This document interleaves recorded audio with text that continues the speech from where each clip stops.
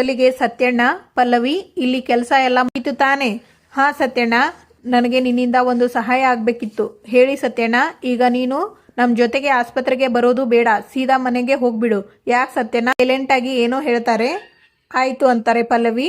ಆಗ ರಾಮ್, ಸಂಗೀತ, ಆಗ ಶ್ರವಣ್ ಅಕ್ಕ, ಆಗ ಡಾಕ್ಟರ್, ಪ್ಲೀಸ್ ಸೈಲೆಂಟ್ ಆಗಿ ಇರಿ. ಆಗ ನಚ್ಚಿ, ಅಪ್ಪ ಅಮ್ಮ ಕೋಮಾಯಿಂದ ಆಚೆ ಬಂದಾಯ್ತು, ಫುಲ್ ಹುಷಾರಾಗೋದಕ್ಕೆ ಒಂದು ಸ್ವಲ್ಪ ಟೈಮ್ ಬೇಕಾಗುತ್ತೆ. ಆಗ ಶ್ರವಣ್, ಹೇಗೋ ದೇವರ ದಯೆಯಿಂದ ಒಂದು ದೊಡ್ಡ ಗಂಡಾಂತರನೇ ದಾಟ್ಬಿಟ್ಲಲ್ಲ ಅಕ್ಕ, ಅಷ್ಟು ಸಾಕು ನಮಗೆಲ್ಲ. ಆಗ ಅಜಿತ್, ಭೂಮಿ ಸಂಗೀತ ಅವರ ಕೈ ಹಿಡಿದಿರುವುದನ್ನು ನೋಡಿ ಕೈ ಬಿಡಿಸಲು ಹೋಗ್ತಾರೆ. ಆಗ ಗಟ್ಟಿಯಾಗಿ ಭೂಮಿ ಕೈಯನ್ನು ಹಿಡ್ಕೊಳ್ತಾರೆ ಸಂಗೀತ. ಆಗ ಅಜಿತ್, ಅಮ್ಮ ಕೊನೆಗೂ ಕೊಂದ್ಬಿಟ್ಟೆ ಅಲ್ಲಮ್ಮ. ಆಗ ರಾಮ್, ಸಂಗೀತ, ಆಗ ನಚ್ಚಿ, ಎ ಮದರ್ ಇಂಡಿಯಾ. ಆಗ ಸಂಗೀತ, ಯಾವಾಗ ಬಂದಿಯೋ ಫಾರಿನ್ನಿಂದ? ನಿನಗೆ ಹುಷಾರಿಲ್ಲ ಅಂತ ಮಾವ ಅಣ್ಣ ಎಲ್ಲ ಫೋನ್ ಮಾಡಿ ಹೇಳಿದ್ರು, ಎದ್ನೋ ಬಿದ್ನೋ ಅಂತ ಓಡಿ ಬಂದು ನಿನ್ನ ಪಕ್ಕದಲ್ಲೇ ಕೂತೆ ಅಮ್ಮ. ಆಗ ಅಪೇಕ್ಷಾ, ನಾನು ಟೂರ್ನ ಅರ್ಧದಲ್ಲೇ ಕ್ಯಾನ್ಸಲ್ ಮಾಡಿಕೊಂಡು ಬಂದ್ಬಿಟ್ಟೆ. ಆಗ ರಾಮ್, ಸಂಗೀತ, 2 ದಿನಕ್ಕೆ 2 ಜನ್ಮ ಕಳೆದ ಹಾಗೆ ಆಯಿತು. ನನಗೆ ತೀರಾ ಈ ಥರ ಭಯ ಬಿಡಿಸಿದ್ರೆ ಹೆಂಗಮ್ಮ? ಆಗ ಸತ್ಯಣ್ಣ ಮನಸ್ಸಲ್ಲಿ, ಅಯ್ಯೋ ಭಗವಂತ, ಅಜಿತ ಭೂಮಿ ಕಾಂಟ್ರಾಕ್ಟ್ ಮದುವೆ ಪೇಪರ್ಸ್ನ ನೋಡೇ ಸಂಗೀತಮ್ಮ ಕೋಮಾಗೆ ಹೋಗಿದ್ದು. ಈಗ ಅದರ ಬಗ್ಗೆ ಎಲ್ಲರೂ ಪ್ರಶ್ನೆ ಮಾಡಿಬಿಟ್ರೆ ಏನು ಮಾಡೋದು? ಎಲ್ಲರೂ ಕೋಪ ಮಾಡಿಕೊಂಡು ಭೂಮಿನ ಇಲ್ಲಿಂದ ಕಳಿಸ್ಬಿಟ್ರೆ ಚೆಚೆ, ಅವಳ ಮುಂದಿನ ಜೀವನ ಹೇಗೆ ಭಗವಂತ? ಆಂಜನೇಯ, ಈ ಇಕ್ಕಟ್ಟಿನ ಪರಿಸ್ಥಿತಿಯಿಂದ ಭೂಮಿನ ನೀನೇ ಕಾಪಾಡಬೇಕು. ನನ್ನ ಗೆಳೆಯ ಅಜಿತನ ಸಂಸಾರ ನೀನೇ ಸರಿ ಮಾಡಪ್ಪ. ಆಗ ಅಪೇಕ್ಷಾ, ಅಮ್ಮ ಏನು ಗೊತ್ತಾ, ನಿನಗೋಸ್ಕರ ನಮ್ಮ ಅಜಿತು ದೇವಸ್ಥಾನದಲ್ಲಿ ಭಿಕ್ಷೆ ಹರಿಕೆ ತೀರಿಸ್ತಾ. ಆಗ ಸಂಗೀತ, ಭಿಕ್ಷೆ ಹರಿಕೆನ ಏನೋ ಹಾಗಂದ್ರೆ? ಆಗ ದೇವಯಾನಿ, ಸಂಗೀತ, ಯಾವುದಾದ್ರೂ ದೇವಸ್ಥಾನದ ಮುಂದೆ ಭಿಕ್ಷುಕರ ಸಾಲಲ್ಲಿ ಕೂತ್ಕೊಂಡು ಭಿಕ್ಷೆ ಎತ್ತೋದು, ಅದರಲ್ಲಿ ಬಂದಿದ್ದ ದುಡ್ಡಿಂದ ಪ್ರಸಾದ ತಯಾರಿಸಿ ನಮ್ಮವರು ಬೇಗ ಹುಷಾರಾಗ್ಲಿ ಅಂತ ಆ ಪ್ರಸಾದನ ಎಲ್ಲರಿಗೂ ಹಂಚೋದು ಅಷ್ಟೇ. ಆಗ ಸಂಗೀತ, ಅಜಿತ ಮಗನೇ, ನನಗೋಸ್ಕರ ದೇವಸ್ಥಾನದಲ್ಲಿ ಭಿಕ್ಷೆ ಬೇಡಿದೆಯೇನೋ? ಅಮ್ಮ, ನನಗೆ ಜೀವ ಕೊಟ್ಟಿದೀಯಾ, ಇಷ್ಟು ದೊಡ್ಡ ಜೀವನ ಕೊಟ್ಟಿದೀಯಾ. ಈ ನನ್ನ ತಾಯಿ ದೇವರಿಗೆ ಭಿಕ್ಷೆ ಏನಮ್ಮ, ಈ ಉಸಿರನ್ನೇ ಕೊಟ್ಬಿಡ್ತೀನಿ ಅಮ್ಮ, ನೀನು ಹುಷಾರಾದಿಯಲ್ಲ. ಆಗ ಡಾಕ್ಟರ್, ಮಿಸ್ಟರ್ ಅಜಿತ್ ಅವರು ಇವಾಗ ತಾನೇ ರಿಕವರಿ ಆಗ್ತಾ ಇದ್ದಾರೆ, ತುಂಬ ಎಮೋಷ್ನಲ್ ಮಾಡಬೇಡಿ, ಐ ಆಮ್ ಸಾರಿ. ಅಮ್ಮ, ನಿನಗೇನೂ ಆಗಿಲ್ಲ ಅಮ್ಮ, ನೀವು ಸಿಕ್ಕಾಪಟ್ಟೆ ಸ್ಟ್ರಾಂಗ್. ಆ್ಯಕ್ಚುಲಿ ನೋಡಿ, ಆರಾಮಾಗಿದ್ದೀರಾ ನೀವು. ರೀ, ನಾನು ಯಾಕ್ರಿ ಆಸ್ಪತ್ರೆಯಲ್ಲಿ ಅಡ್ಮಿಟ್ ಆಗಿದ್ದೀನಿ, ನನಗೆ ಏನಾಗಿದೆ ಅಂಥದ್ದು? ಆಗ ಶ್ರವಣ್, ಅಕ್ಕ, ಅದು ನೀನು ಪ್ರಜ್ಞೆ ತಪ್ಪಿ ಬಿದ್ದು ಕೋಮಾಗೆ ಹೋಗ್ಬಿಟ್ಟಿದ್ದೆ. ಅಯ್ಯೋ ದೇವ್ರೆ, ನಾನು ಕೋಮಾಗೆ ಹೋಗಿದ್ದ? ಅಂಥದ್ದು ಏನು ನಡೀತು ಮನೆಯಲ್ಲಿ? ನನ್ನ ತಲೆ ಮೇಲೆ ಯಾವುದಾದ್ರೂ ಭಾರವಾಗಿರೋ ವಸ್ತು ಬಿತ್ತಾ? ಏನಾಯಿತು ನನಗೆ? ಆಗ ಡಾಕ್ಟರ್, ಇಲ್ಲಿ ನೋಡಿ, ಇದು ಸಂಗೀತ ಅವರ brain scan report. Last time ನಾನು ನಿಮಗೆ ರಿಪೋರ್ಟ್ ತೋರಿಸಿದಾಗ ಇಲ್ಲಿ ಬ್ಲಡ್ ಕ್ಲಾತ್ ಆಗಿತ್ತು. ಈಗ ಮೆಡಿಟೇಷನ್ ಇಂದ ಈ ಕ್ಲಾತ್ ಎಲ್ಲ ಕರಗಿ ಹೋಗಿದೆ. ಈಗ ಬ್ರೈನ್ ಆಕ್ಟಿವ್ ಆಗಿದೆ, ಅದಕ್ಕೆ ಅವರು ಕೋಮಾಯಿಂದ ಹೊರಗಡೆ ಬಂದಿರೋದು. ಬಟ್ ಸ್ಟಿಲ್ ಫ್ಲಾಟಿಂಗ್ ಟ್ರೆಸಸ್ ಉಳ್ಕೊಂಡಿರೋದ್ರಿಂದ. ಆಗ ರಾಮ್, ಏನ್ ಡಾಕ್ಟರ್? ಆಗ ನಚಿಕೇತ್, ಅಪ್ಪ ಹಾಗಂದ್ರೆ 100% ಬ್ಲಡ್ ಕ್ಲಾತ್ ಸರಿಯಾಗಿಲ್ಲ, ಇನ್ನೂ ಒಂದು ಸ್ವಲ್ಪ ಉಳ್ಕೊಂಡಿದೆ ಅಂತ ಅರ್ಥ. ಆಗ ಅಪೇಕ್ಷಾ, ಅದರಿಂದ ಇನ್ನೇನಾದರೂ ಪ್ರಾಬ್ಲಮ್ ಆಗುತ್ತಾ? ಆಗ ಅಜಿತ್, ಡಾಕ್ಟರ್ ಸರ್ಜರಿ ಏನಾದರೂ ಮಾಡೋದು ಇದೆಯಾ? ಆಗ ಡಾಕ್ಟರ್, ಅವೆಲ್ಲ ಏನು ಬೇಕಾಗಿಲ್ಲ, ಇನ್ನೊಂದು ಸ್ವಲ್ಪ ದಿನದಲ್ಲೇ ಇವೆಲ್ಲ ಕಂಪ್ಲೀಟ್ ಆಗಿ ಕ್ಯೂರ್ ಆಗುತ್ತೆ, ಸಿವಿಲ್ ಬಿಕಮ್ ನಾರ್ಮಲ್. ಆದರೆ ಇದರಿಂದ ಅವರಿಗೆ ಶಾರ್ಟ್ ಟೈಮ್ ಮೆಮೊರಿ ಲಾಸ್ ಆಗಿದೆ. ಆಗ ದೇವಯಾನಿ, ಶಾರ್ಟ್ ಮೆಮೊರಿ ಲಾಸ ಅಂದರೆ ಆ ಇನ್ಸಿಡೆಂಟ್ ನಡೆಯೋದಕ್ಕಿಂತ ಮುಂಚಿಂದು ಎಲ್ಲ ಅವರಿಗೆ ನೆನಪು ಇರುತ್ತೆ, ಅದರ ನಂತರದ್ದು ಯಾವುದೂ ಮೆಮೊರಿನಲ್ಲಿ ಇರೋದಿಲ್ಲ. ಆಗ ಸತ್ಯಣ್ಣ, ಹಬ್ಬ, ಅಲ್ಲಿಗೆ ತಾನ್ಯಾಕೆ ಕೋಮಾಗೆ ಹೋದೆ ಅನ್ನೋದು ಸಂಗೀತಮ್ಮನಿಗೆ ನೆನಪು ಇರೋಲ್ಲ, ಅಂದರೆ ಕಾಂಟ್ರಾಕ್ಟ್ ಮದುವೆ ಬಗ್ಗೆ ಅವರಿಗೆ ಗೊತ್ತಿಲ್ಲ ಅಂತ ಅರ್ಥ. ಆಂಜನೇಯ, ತುಂಬ ಧನ್ಯವಾದಗಳು, ಕಾಪಾಡ್ಬಿಟ್ಟೆ ಭೂಮಿನ. ಆಗ ರಾಮ್, ಡಾಕ್ಟರ್, ಇದರಿಂದ ಸಂಗೀತನಿಗೆ ಏನೂ ತೊಂದರೆ ಆಗಲ್ಲ ತಾನೆ? ನೀವು ತೊಂದರೆ ಕೊಡದೇ ಇದ್ರೆ ಏನೂ ಆಗೋದಿಲ್ಲ. ಆಗ ಶ್ರವಣ್, ನಿಮ್ಮ ಮಾತು ಅರ್ಥ ಆಗಲಿಲ್ಲ ಡಾಕ್ಟರ್, ಅವರು ಯಾವುದೋ ಒಂದು ಶಾಕ್ಗೆ ಒಳಗಾಗಿ ಕೋಮಾಗೆ ಜಾರಿದ್ದು ಅಲ್ವಾ? ಈಗ ಅವರು ಅದನ್ನು ಮರ್ತು ಬಿಟ್ಟಿದ್ದಾರೆ, ಆರಾಮಾಗಿ ಇದ್ದಾರೆ. ಬೈ ಚಾನ್ಸ್ ಮತ್ತೆ ನೀವು ಯಾರಾದರೂ ಆ ಇನ್ಸಿಡೆಂಟ್ನ ಅಥವಾ ಶಾಕಿಂಗ್ ನ್ಯೂಸ್ನ ಅವ್ರ ಗಮನಕ್ಕೆ ತಂದರೆ ಮತ್ತೆ ಅವರ ಆರೋಗ್ಯ ಕೆಡೋ ಚಾನ್ಸಸ್ ಇರುತ್ತೆ.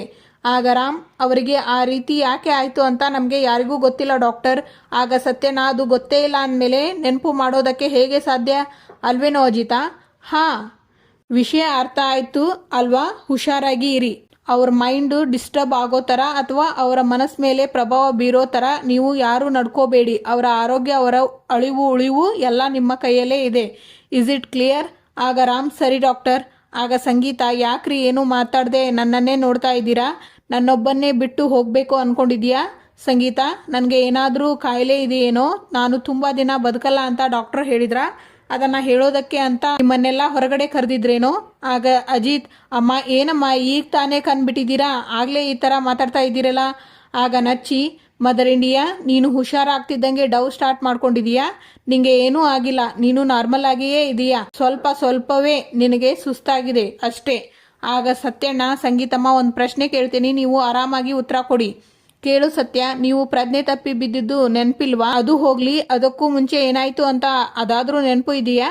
ಅದು ಮನಸ್ವಿನಿ, ನಚ್ಚಿ ಮತ್ತೆ ಅಂಜುದು ಜಾತಕ ತರೋದಕ್ಕೆ ಅಂತ ದೇವರ ಮನೆ ಹತ್ರ ಹೋದ್ಲು. ನೋಡಿದ್ರೆ ಅವಳು ಎಷ್ಟೊತ್ತಾದ್ರೂ ಬರಲೇ ಇಲ್ಲ. ಸರಿ ನೋಡ್ಕೊಂಡು ಬರೋಣ ಅಂತ ನಾನೇ ದೇವರ ಮನೆ ಹತ್ರ ಹೋದೆ.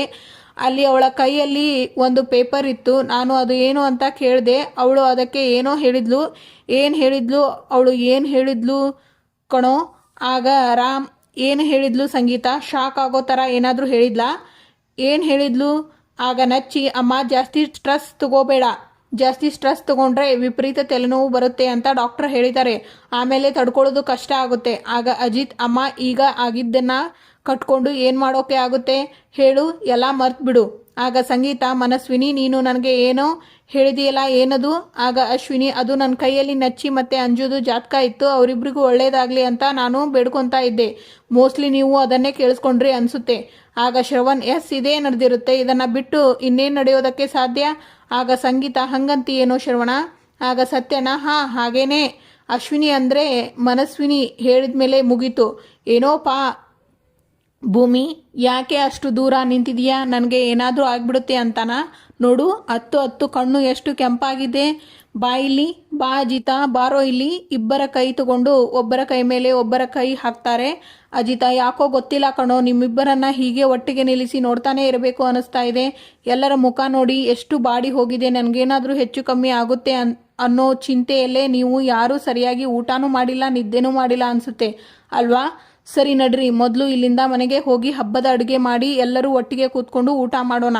ಆಗ ನಚ್ಚಿ, ಏ ಮದರ್ ಇಂಡಿಯಾ, ನಮಗೆ ಇಷ್ಟ ಇದ್ರೂ ನಿನ್ನ ಇಷ್ಟು ಬೇಗ ಇಲ್ಲಿಂದ ಕಳಿಸಲ್ಲ.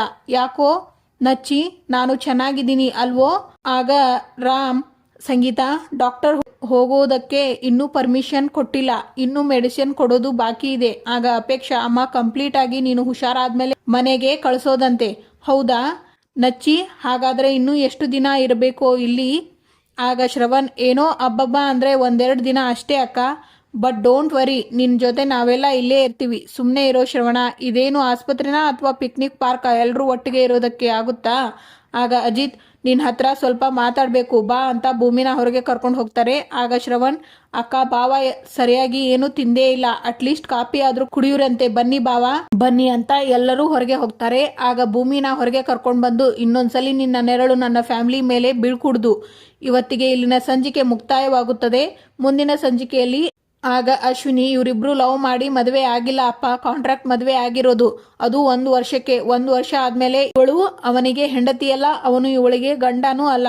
ಈ ಪೇಪರ್ಸ್ನ ನಾನೇ ಅತ್ತೆಗೆ ತೋರಿಸಿದ್ದು, ಅದನ್ನ ನೋಡಿ ತಡ್ಕೊಳ್ಳೋಕೆ ಆಗ್ದೇನೆ ಅವರು ಕೋಮಾಗೆ ಹೋಗಿದ್ದು. ಈಗ ನೀವೇ ನಿಮ್ಮ ಕಣ್ಣಾರೆ ನೋಡಿ ಇವರಿಬ್ಬರ ಸತ್ಯ ಏನು ಅಂತ ನಿಮಗೂ ಗೊತ್ತಾಗುತ್ತೆ. Thank you for watching.